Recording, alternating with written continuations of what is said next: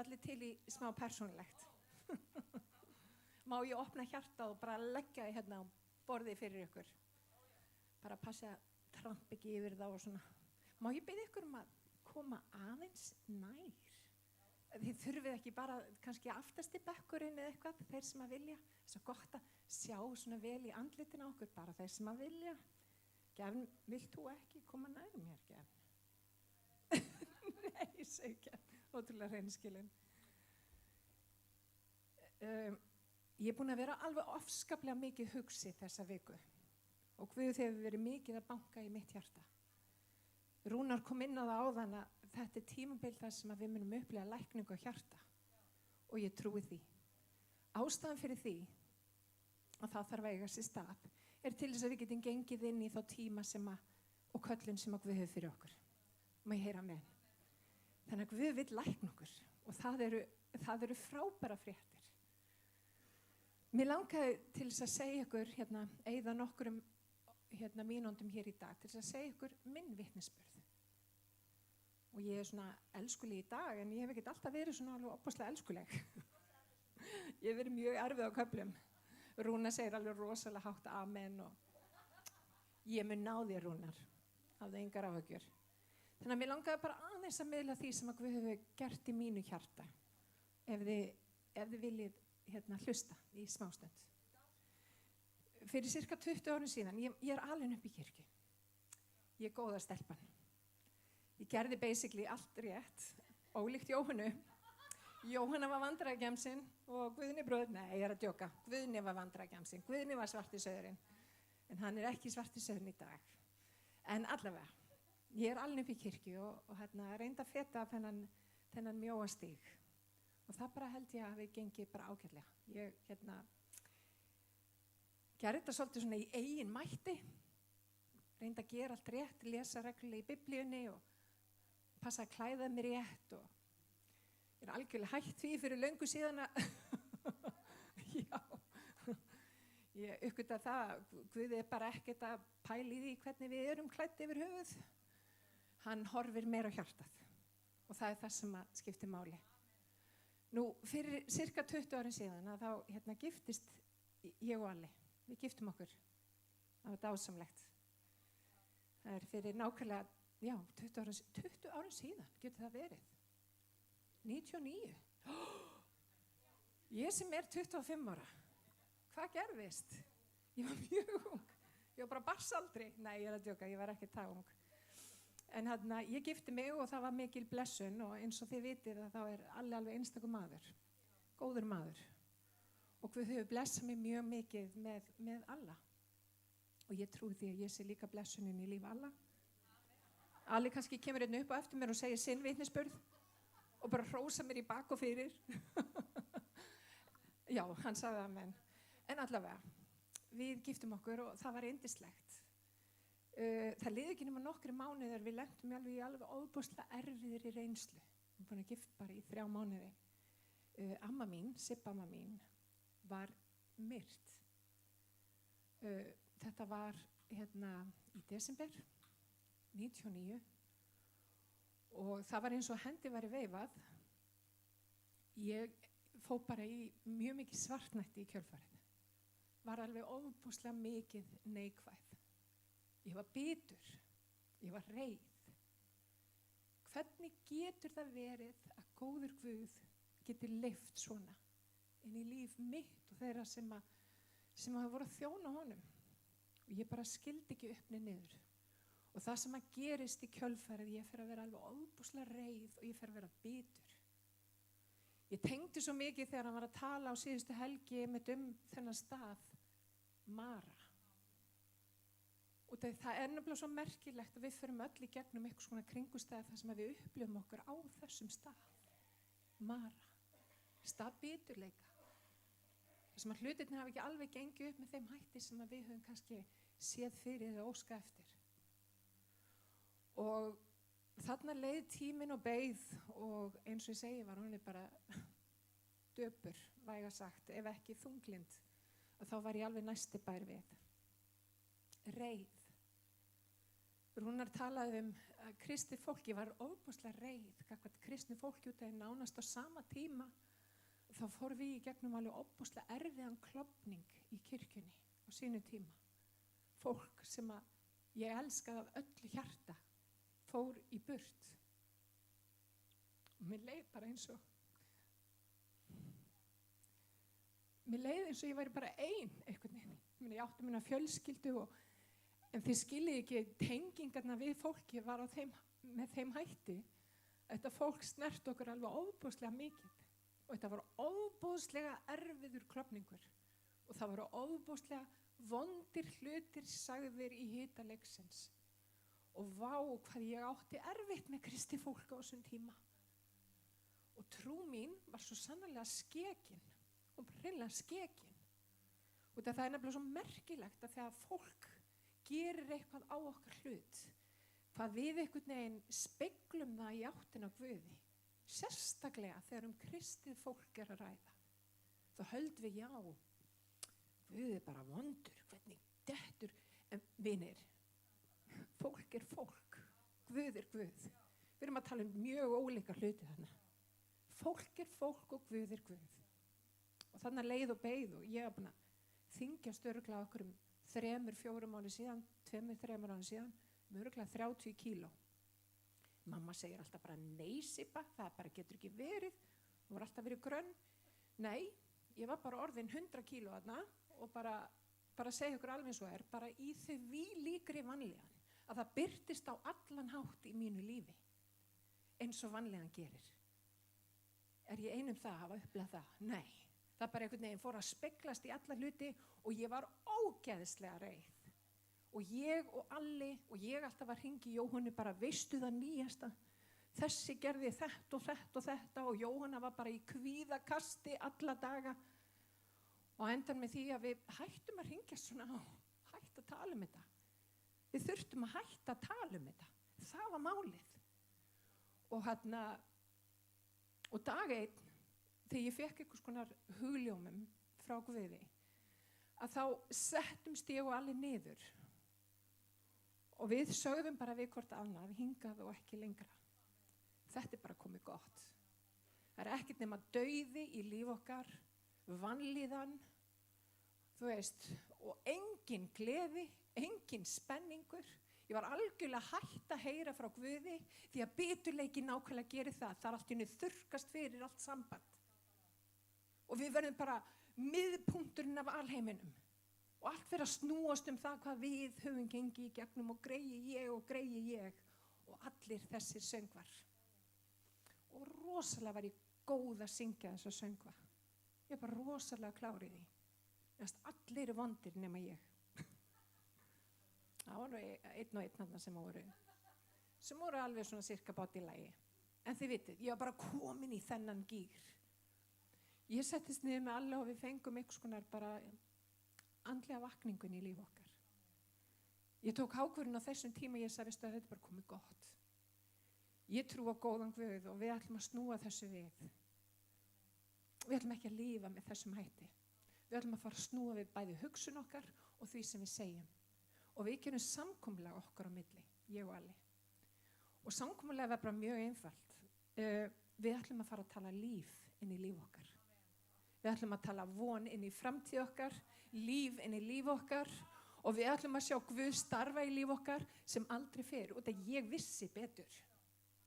Og það er yfirleitt þannig að þegar maður fer í gegnum svona kringumstæður maður veit betur. En það er eitt að vita því að við eigum að borða holla mat og hreyfa okkur og það er annað að gera það.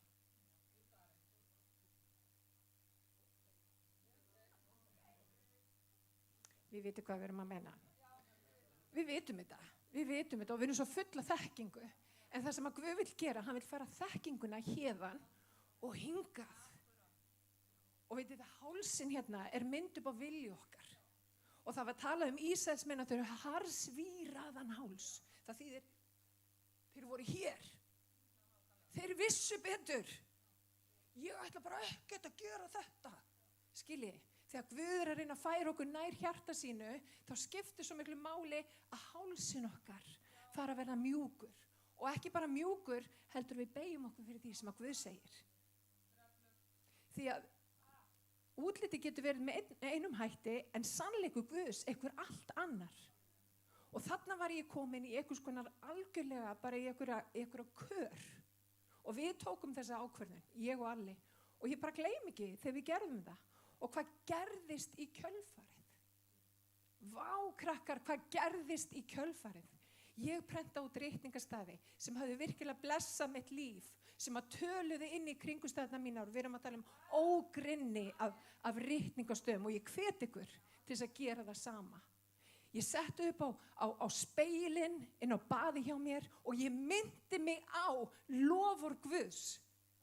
Jú, mér leið hræðilega. Jú, kringumstæðna voru ömurlegar. En ég fór samt að tala líf. Ég fór samt að tala líf. Og hvað gerðist? Ávextir af því lífi fór að koma fram í mínu lífi. Ég meira þess að prenta reikningastæði sem ég sett upp í vinnunum minni. Ég var að vinna í svona bás á tali á þeim tíma sem að breytti síðan í Vodafone, vann hjá Vodafone í mörg ár. Og þarna, ég setti fullt af reikningastöðum og sem betur fyrir voru bara ekkert mikið af kunnum að koma í minn bás. Sem betur fyrir, út af það var allt þakið af reikningastöðum. Og hverjum einasta degi þá bara las ég þau upp og ég bara, Jesú nafni, þú veist. Og vinir, það gerðist allt í kjölfarið. Það breytist allt. Og ég get ekki undirstrikað nóg, vinir, hvað orð Guðs lifandi og kröftugt. Við erum hérna með beittasta vopn sem hugsast getur.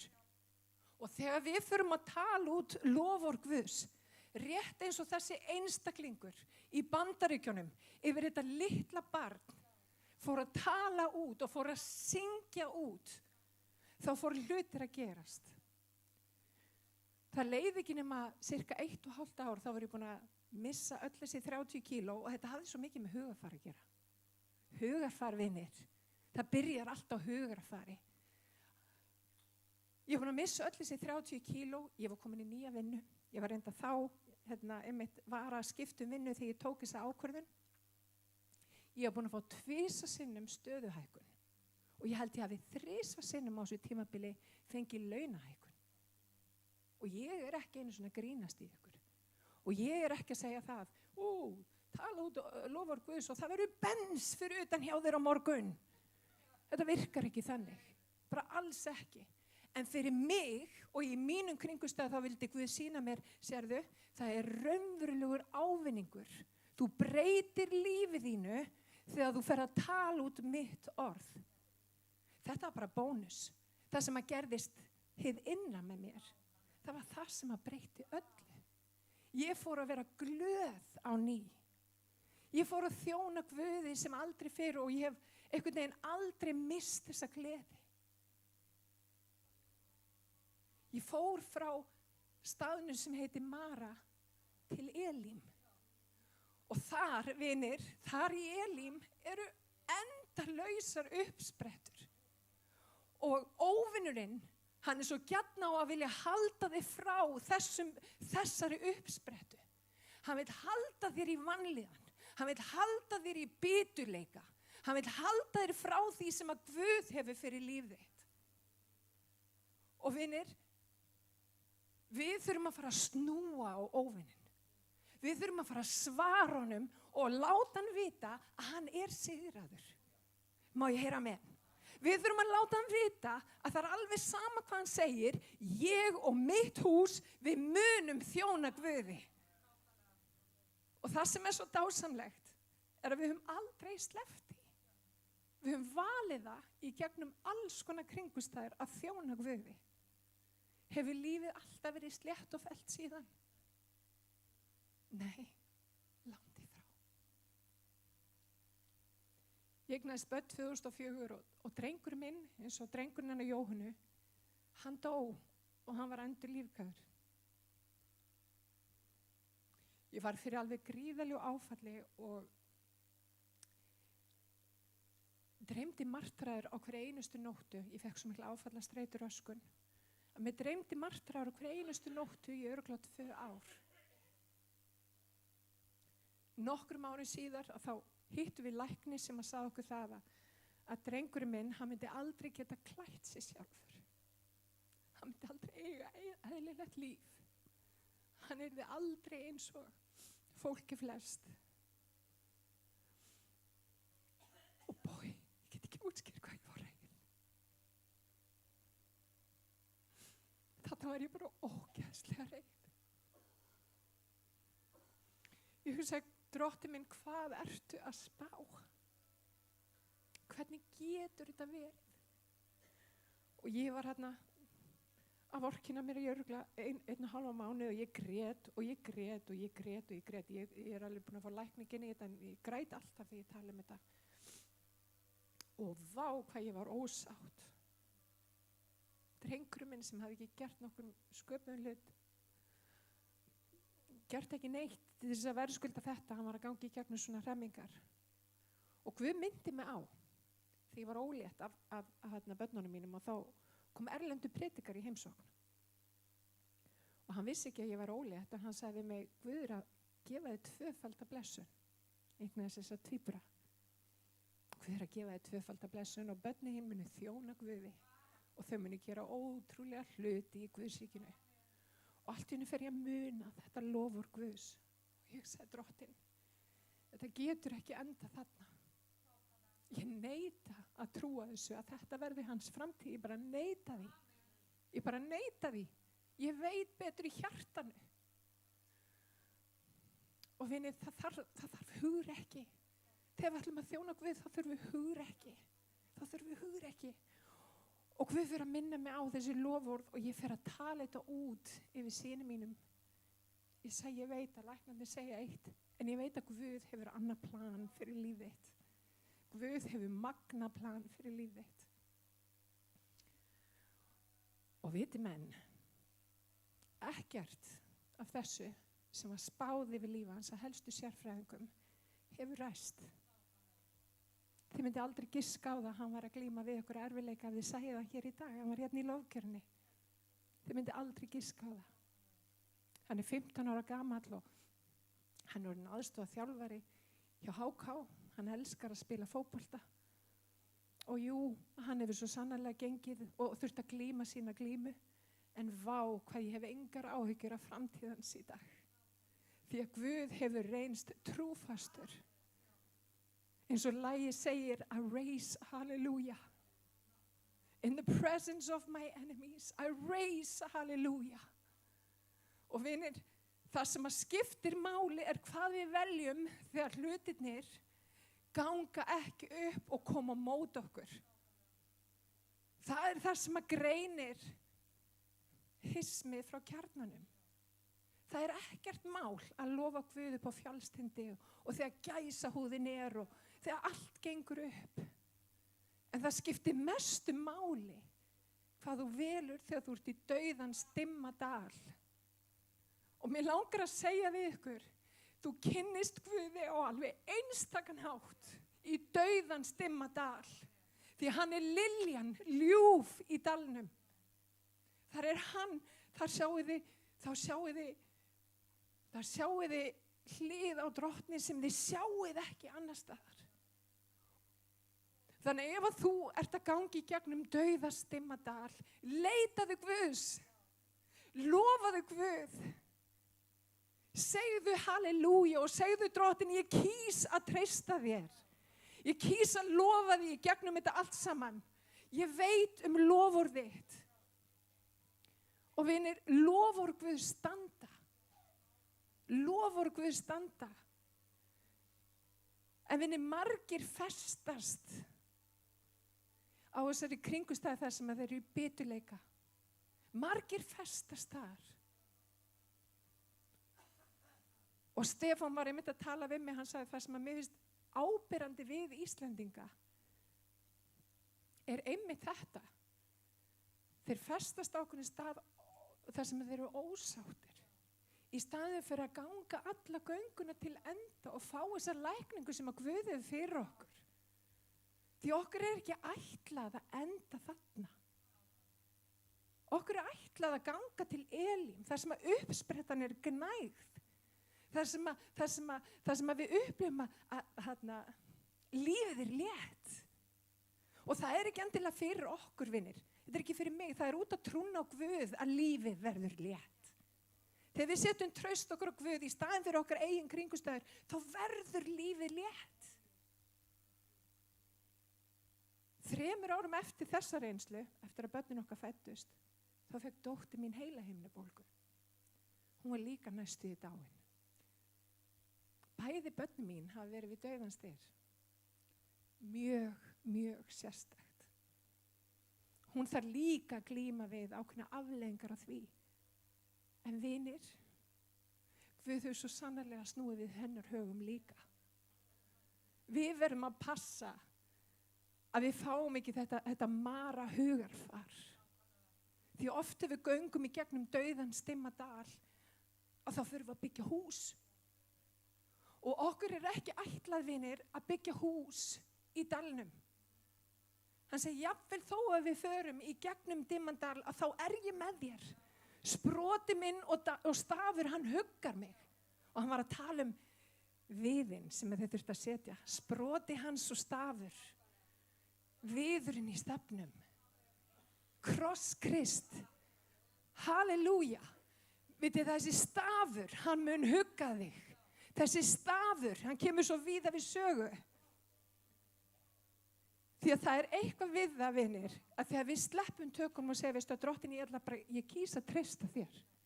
Ég kýs að ganga þessu göngu og ég ætla að halda í gleðina, ég ætla að halda í vonina. Má ég heyra amen. Halleluja. Og ég vil segja við ykkur í dag, Guð hefur lofað í orði sínu, hann mun ekki láta réttláta mann vera eilíflega valtan á fótum. Ég hef gengið þar. Ég veit að það er rétt. Og ég veit að þó að kringumstæðurnar líti út með ykkur með einum hætti, þá hefur Guð lokað svarið. Halleluja, má ég heyra amen. Takk Jesús. Drottin, ég bið að gefa lækningu hér í dag. Drottin, ég bið Jesús að snerta hjartasár hér í dag. Drottin, kringumstæður okkar geta verið alls konar, drottin, og þú þekkir það. En ég bið drottin minna, þinn heilagi andi mætti sannfæra fólk hér í dag, drottin. Halleluja. Mættu við lofa þig þegar kringumstæðurnar eru ekki eins og við viljum hafa þær. Mætti lofsöngur okkar þá hljóma enn hærra. Mættu við reisa halleluja í þeim kringumstæðum, drottin. Og drottin, ég bið fyrir öllum þeim hér sem eigum sárt að binda, sem hafa gengið í gegnum dauðastimma dal. Halleluja. Mætti sproti þinn og stafur hugga. Mættur gefa líkn og náð og blessun, Jesús. Halleluja. Má ég bið ykkur að rísa á fætur. Halleluja. Má ég bið ykkur að lyfta hendi og höndum til himins. Jesús, við tökum við lækningu þinni hér í dag. Húra sítúra bashikira basiak. Andi ótta.